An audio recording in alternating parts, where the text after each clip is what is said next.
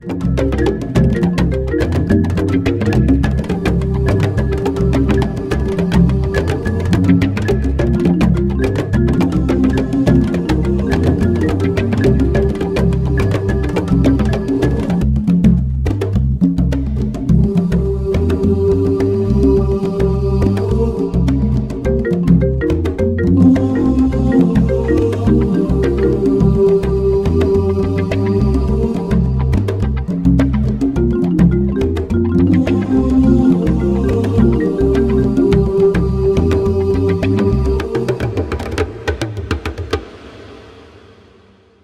y a 100 ans, plus de 160 000 soldats africains venaient se battre aux côtés de la France lors de la Première Guerre mondiale. Près de 30 000 d'entre eux devaient y laisser la vie. La France n'oublie pas le sacrifice consenti pour sa liberté.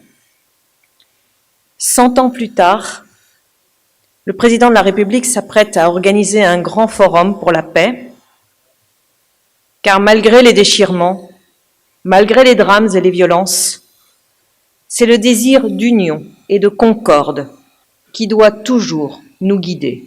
Enjeu de développement et de stabilité durable. Le thème choisi pour cette 5e édition du Forum de Dakar nous apparaît dans toute sa pertinence.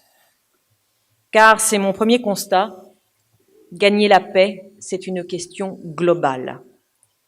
Nous ne pouvons pas voir la sécurité comme une entité séparée, un objectif à part. Ce serait une gageure, une erreur qui nous empêcherait de parvenir à une solution stable, durable. Sans un cadre stable, sans des assurances et des craintes dissipées, les conditions du meilleur développement ne peuvent être réunies. Sans une vision ambitieuse des meilleures conditions de vie, il n'est pas possible de mettre définitivement à terre le terrorisme, les violences et tous ceux qui croient pouvoir s'affranchir des lois. La France soutiendra l'initiative des pays africains de pousser une résolution sur ce sujet. Elle la soutiendra avec force et détermination.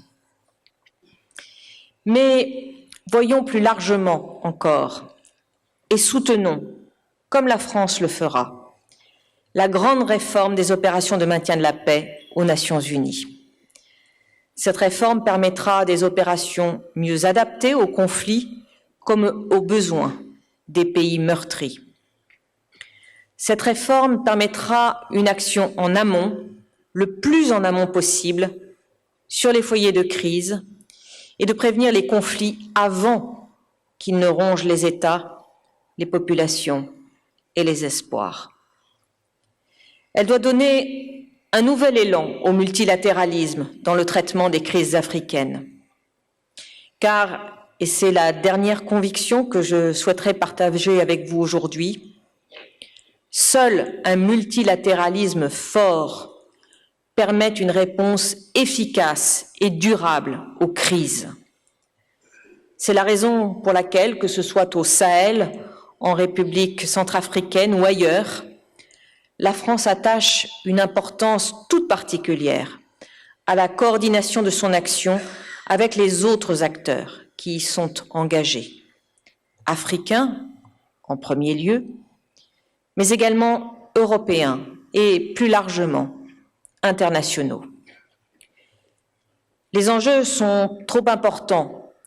Nous ne pouvons pas nous permettre de faire cavalier seul. Je pense notamment à la mobilisation de l'Union africaine en République centrafricaine. Respectons-la, appuyons-la. Les violences intercommunautaires régulières nous rappellent que les équilibres restent fragiles. Toute manipulation intéressée de puissances opportunistes serait inepte, indigne.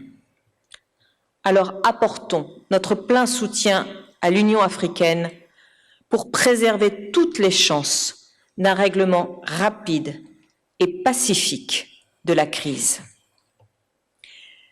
Mesdames et messieurs, le Forum de Dakar est le forum de l'espoir. Il est le forum de l'audace. Il est le forum de l'union nécessaire qui construira la paix et le développement. La paix en Afrique est d'abord l'affaire des Africains. Tels sont les propos de Florence Parly, si on doit résumer en tout cas son discours qui a été prononcé à l'occasion du 5e forum qui a eu lieu à Dakar la semaine dernière. Vous y étiez. Est-ce que la ministre de la Défense a-t-elle raison, Niagali ? Alors, cette question de la sécurité prise en charge par les Africains eux-mêmes est une très vieille thématique. Vous pourrez rechercher dès 1997, Lionel Jospin en avait fait un credo en parlant de l'appropriation de la sécurité par les Africains eux-mêmes. Donc oui, bien entendu, la sécurité doit avant tout être perçue comme un bien public et qui doit appartenir avant tout à ceux auxquels elle est destinée. Mais bon, bien entendu, les relations sont beaucoup plus compliquées, les réalités également, et la question du financement et du coût de la sécurité qui explique aussi la présence d'acteurs non africains se pose aussi, bien entendu. Une question qui est tout à fait fondamentale, parce qu'effectivement, à ce forum-là, on a vu qu'il y avait énormément de nationalités qui étaient présentes. Mais comment est-ce qu'on peut parler de financer la sécurité quand en Afrique, on ne finance pas complètement l'éducation, on ne finance pas la santé? Quand on se retrouve à ce type de forum, est-ce qu'on parle uniquement des dépenses liées à tout ce qui est armement, protection, lutte contre le terrorisme, l'éducation dans tout ça? Alors précisément, c'est la raison pour laquelle j'ai commencé par mentionner le fait que la sécurité est, selon moi, un bien public, au même titre que l'éducation, au même titre que le droit à la vie. Je crois fondamentalement que la sécurité fait partie des droits de l'homme, la possibilité pour chaque individu, chaque communauté, chaque État de vivre en paix et en sécurité est un droit. Et la paix et la sécurité ont un prix, tout comme l'éducation en a un. Donc je pense que c'est un débat, à mon avis, un peu, si ce n'est artificiel, en tout cas, à mon avis, inapproprié, que d'opposer ces différents à la sécurité. Exactement. Et c'est un travers dans lequel sont tombées ces fameuses politiques d'ajustement structurel qu'on a tellement critiquées, puisqu'il y a eu effectivement une époque où la Banque mondiale et le Fonds monétaire international préconisaient que l'on coupe dans les dépenses de sécurité précisément pour financer des programmes à vocation sociale ou éducative. Et les faiblesses que l'on trouve aujourd'hui chez certains appareils de sécurité africains proviennent justement du fait qu'on n'a sans doute pas assez investi à un moment donné dans la sécurité. Très bien. Alors l'Afrique présentée comme le continent quand même sur lequel il y a énormément de conflits. On va commencer par l'insécurité en Libye, ce qui se passe au Mali actuellement, et puis aussi la série d'attentats au Burkina Faso, le Cameroun avec Boko Haram et puis le Nigeria. Alors ça fait quand même beaucoup finalement d'insécurité.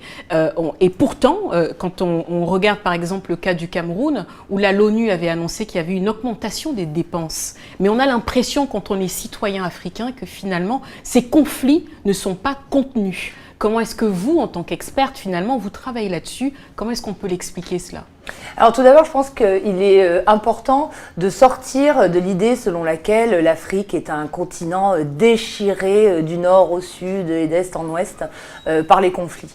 À mon avis, c'est tout à fait excessif. Le président Macky Sall l'a souligné d'ailleurs.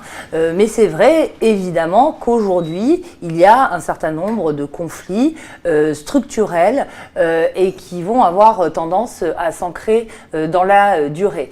Et ce sont des conflits dont les racines sont extrêmement complexes parce qu'ils ne renvoient plus à une conflictualité de type interétatique. Et si je mentionne ce qui est une évidence, mais si je mentionne ce fait-là, c'est pour expliquer la difficulté sans doute que l'on a à y faire face. Parce que les appareils de défense et de sécurité, en revanche, ont été conçus à l'origine pour faire face à des affrontements entre États. Donc ils ne sont sans doute, ou même certainement à mon avis, plus adaptés aujourd'hui à l'environnement stratégique africain. Très bien. Alors, vous parlez d'appareils, justement, vous travaillez là-dessus. quel est le type de programme dont vous pouvez nous parler, par exemple, sur lesquels vous avez travaillé ? Alors, ce sont des programmes qui, justement, n'ont rien à voir avec ceux que vous venez de mentionner, les programmes d'armement, les programmes d'entraînement. Ça n'a rien à voir, puisque, en effet, nous travaillons sur la gouvernance de la sécurité. Donc, nous travaillons, par exemple, beaucoup en lien avec les parlements, en lien avec les cours des comptes, en lien avec les organisations sous-régionales ou avec l'Union africaine, notamment pour promouvoir les cadres qui ont été adoptés par les chefs d'État et de gouvernement africains. C'est important de le mentionner. Donc pour celui de l'Union africaine en 2013 et pour celui de la CEDEAO en 2016. Donc des cadres qui visent justement à promouvoir une supervision et un contrôle démocratique de ces systèmes de sécurité. Donc, en quoi ça consiste exactement ? Ça consiste effectivement à renforcer les parlementaires pour qu'ils puissent mener leur travail qui est prévu explicitement par la quasi-totalité des constitutions ou par la loi pour qu'ils puissent mener leur travail d'enquête ou d'information, faire en sorte que les cours des comptes aient accès au budget de la sécurité qui, contrairement à ce qui se passe dans la plupart des États africains, ne doivent pas demeurer des documents secrets, mais qui doivent être traités sous le sceau de la confidentialité, ce qui est totalement différent. Donc voilà un exemple d'action que l'on met en œuvre.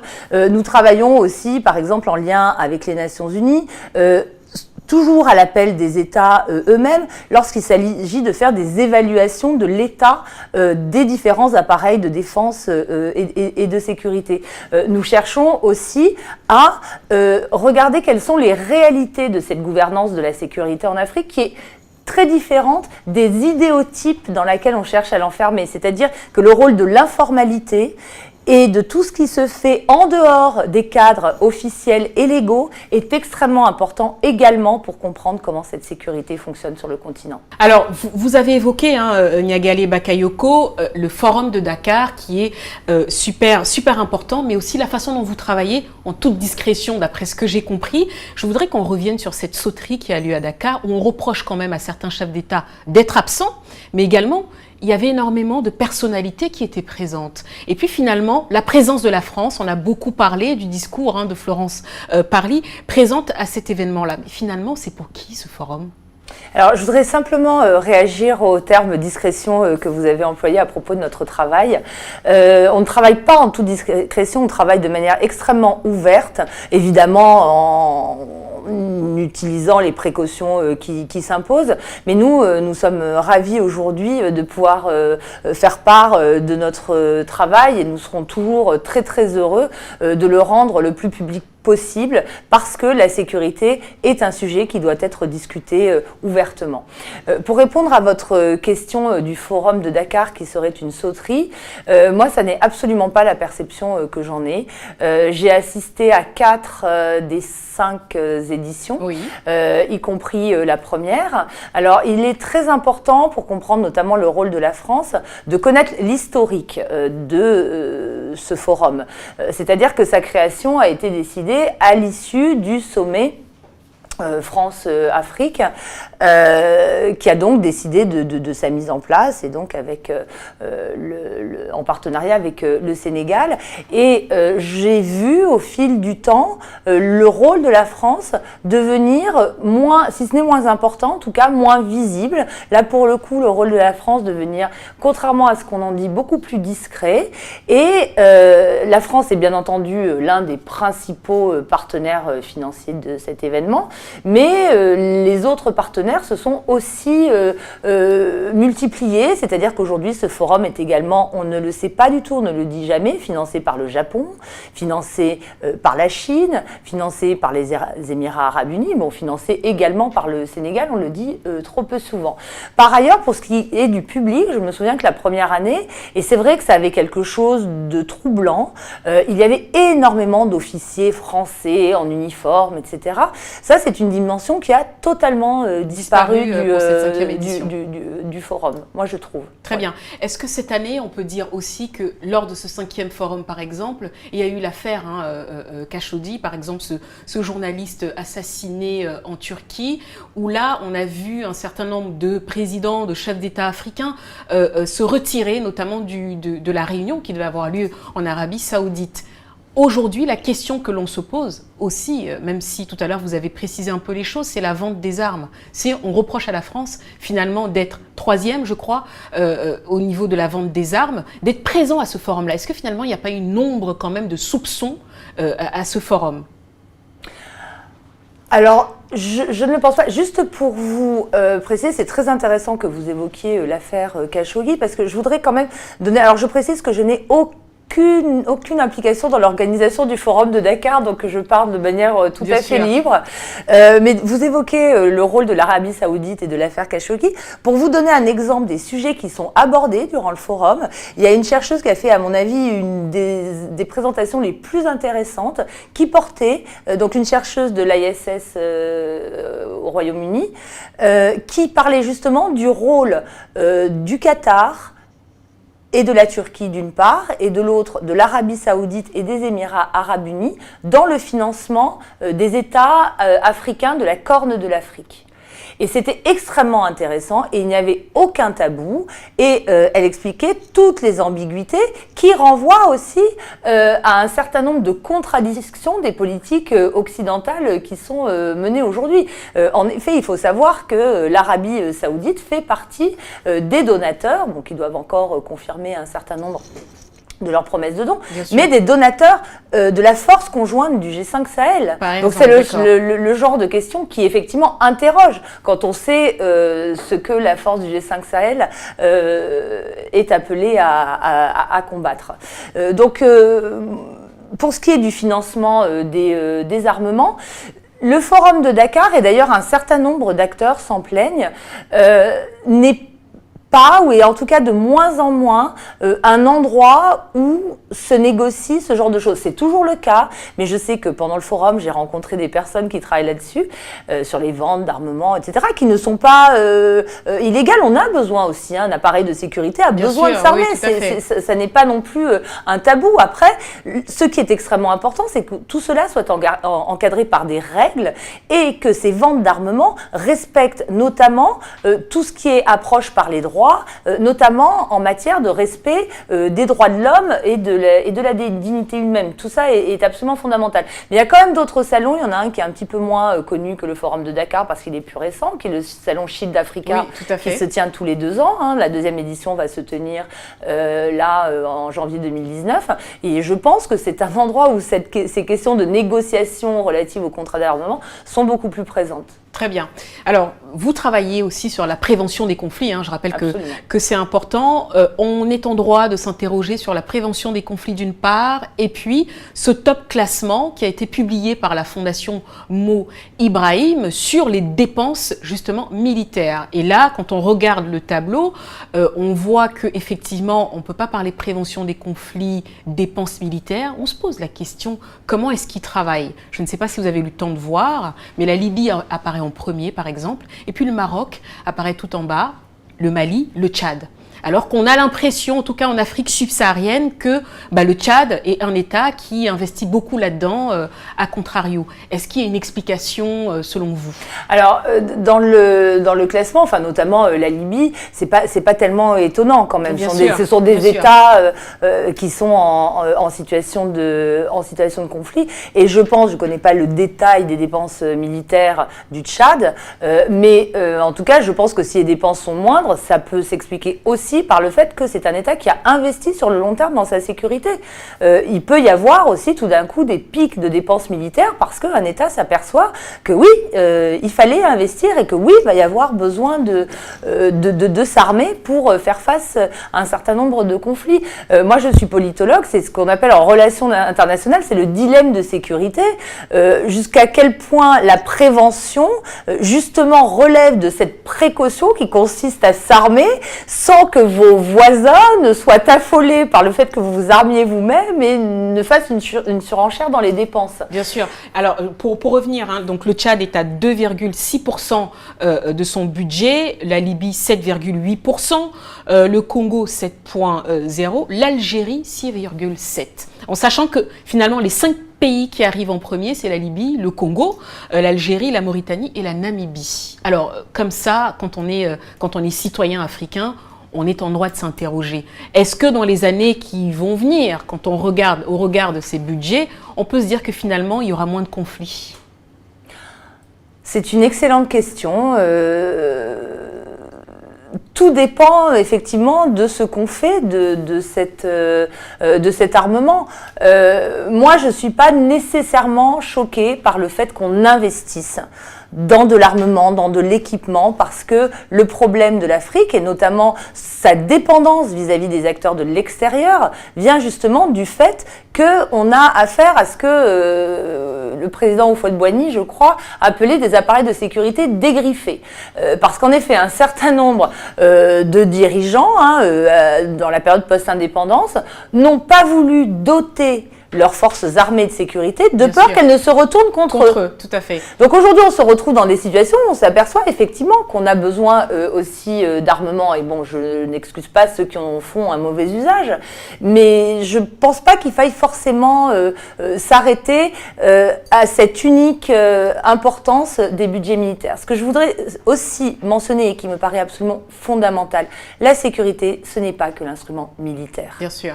Et il est absolument essentiel d'élargir, lorsqu'on aborde cette question, la question aux autres services de sécurité qui, dans l'environnement stratégique actuel, sont appelés à prendre une place sans cesse plus importante que l'instrument militaire. Et je pense notamment au rôle des forces de police, gendarmerie, qui sont appelées à poursuivre et à démanteler un certain nombre de réseaux. On parle beaucoup des réseaux de drogue, de trafic d'êtres humains, etc. Là, ce n'est pas une mission militaire que de lutter contre ces réseaux. Et le deuxième acteur, ce sont les services de renseignement, qui sont des acteurs absolument clés.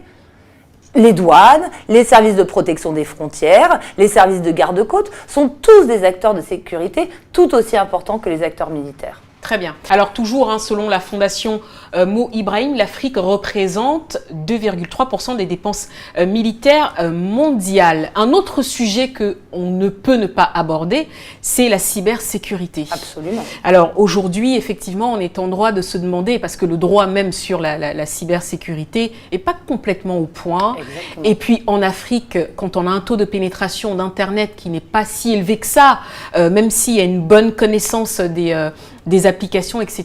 Comment est-ce qu'aujourd'hui on débloque un budget, ou comment est-ce que vous travaillez sur tout ce qui est cybersécurité?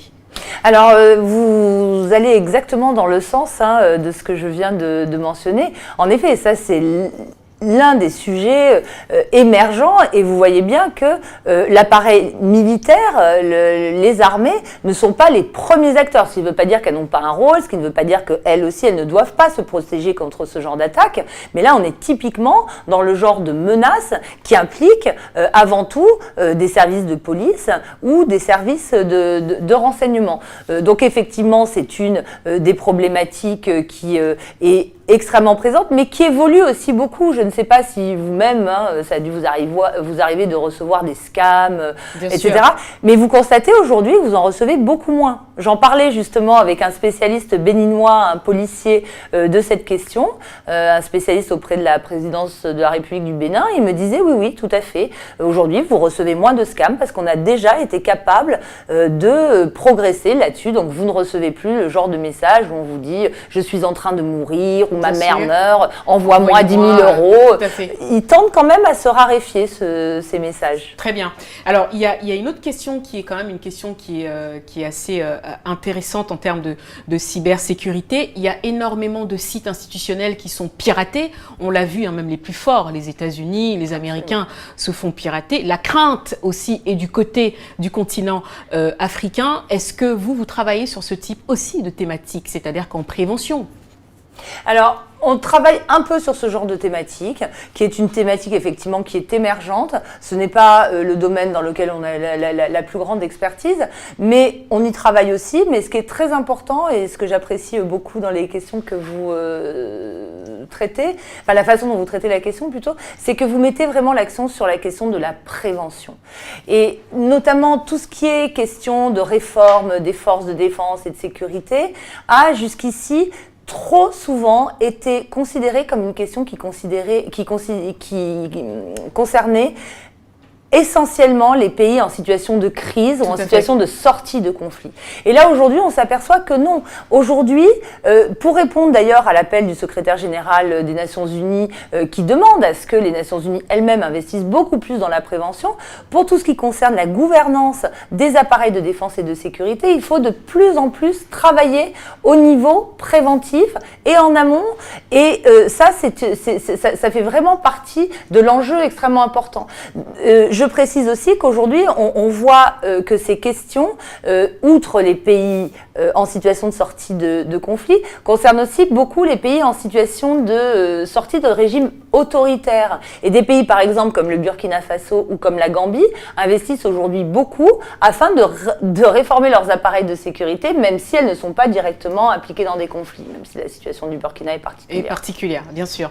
Alors, je propose que l'on regarde en fait cette deuxième vidéo, toujours concernant le Forum de Dakar, et puis nous conclurons cette émission autour effectivement de la bonne gouvernance, si on peut le dire. Quels sont les acteurs finalement qu'il faut impliquer pour parler paix, sécurité et développement? C'est tout de suite après cet extrait. La paix et la sécurité en Afrique restent au cœur de nos préoccupations communes. Les menaces directes ou indirectes transcendent les frontières. Nous sommes tous exposés. Plus personne n'est individuellement à l'abri. Et chaque pays est une cible potentielle. Face aux menaces, la coopération entre États ne se pose plus comme un devoir de solidarité, mais bien comme un impératif d'intérêt commun dont la prise en charge conditionne tout ce qui reste, y compris les tâches de développement économique et social. La paix, la sécurité et la stabilité sont les préalables du développement. Et en retour, le développement fortifie les bases de la paix, de la sécurité et de la stabilité. C'est ce lien que nous voulons mettre en évidence par le thème de cette 5e édition. Paix et sécurité en Afrique, enjeux de stabilité et de développement durable. Alors, comment concilier un paix, sécurité et développement en Afrique? C'est le sujet traité dans les dossiers africains du jour avec Niagale Bakayoko, que je reçois sur ce plateau. On aborde la dernière partie de cette émission. Cette fois-ci, comment est-ce qu'on peut mettre en place justement des outils de bonne gouvernance? Quels sont les acteurs qu'on peut y impliquer finalement? Pour résumer, pour synthétiser. Tout à fait. Alors moi, je préfère employer l'expression de gouvernance démocratique plutôt que l'expression de bonne gouvernance. Parce que l'expression de bonne gouvernance, elle a quelque chose de normatif qui implique qu'on doit appliquer un modèle qui serait valable et pertinent partout et dans n'importe quel contexte. Pour moi, la notion de gouvernance démocratique des systèmes de sécurité, elle concerne tous les pays du monde. Et je n'en connais pas un seul qui est une gouvernance parfaitement irréprochable d'un point de vue démocratique. Donc, quels sont les acteurs qu'il convient d'impliquer? D'abord, dans la sphère exécutive, dans l'État, le gouvernement lui-même et dans les services administratifs, il est très important d'avoir des mécanismes de contrôle. En France, pour vous donner un exemple, ce sont les fameux bœufs-carottes qui font des inspections internes à leur service. Ça, ce type de service est extrêmement important en termes de supervision, de contrôle de ce que font les forces de défense et de sécurité, mais aussi de ce qu'en font les gouvernants et les gouvernements, parce qu'il ne faut pas oublier que les forces de défense et de sécurité peuvent s'autonomiser, perpétrer des abus, etc., mais que souvent elles sont avant tout un instrument aux mains des gouvernements et que eux aussi doivent être contrôlés. Donc ça, ce sont les premiers acteurs. Les deuxièmes types d'acteurs, ce sont les parlementaires, effectivement, qui ont vraiment leur rôle à jouer de manière à ce que les prérogatives qui leur sont reconnues par les constitutions, par les cadres légaux, etc., soient effectivement mises en œuvre. Les cours des comptes, comme je disais, ont vraiment un rôle aussi à jouer, et les médias beaucoup, les médias et la société civile, qui doivent vraiment exercer un contrôle public sur ce qui se fait dans le cadre de ces systèmes de défense et de sécurité, mais en adoptant une approche extrêmement argumentée et en connaissant dans le détail la façon dont les choses fonctionnent. Très bien. Alors je vais revenir sur un fait divers un peu qui s'est passé en RDC. On a vu d'ailleurs que le docteur a reçu justement le prix Nobel, et lui il a beaucoup communiqué sur le fait que les femmes, en tout cas c'est sur les femmes qu'on utilise, les femmes, les enfants, qu'on utilise le viol comme arme de guerre. Votre réaction là-dessus?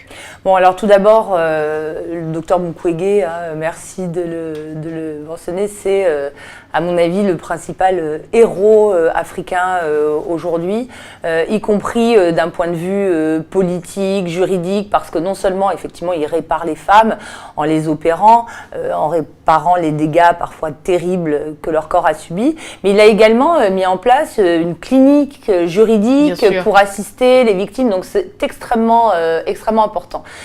Ce qui est important aussi, c'est de se rendre compte que le viol comme arme de guerre ne concerne pas uniquement les femmes et les enfants.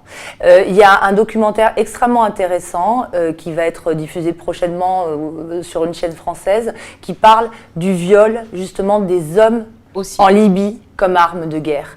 Et c'est encore plus difficile souvent d'en parler parce que ce viol comme arme de guerre, quel est son objectif? Il est de déchirer les communautés et de faire en sorte qu'elles ne puissent absolument plus être unies et qu'on puisse de la sorte s'imposer de manière terrible. D'accord, très bien.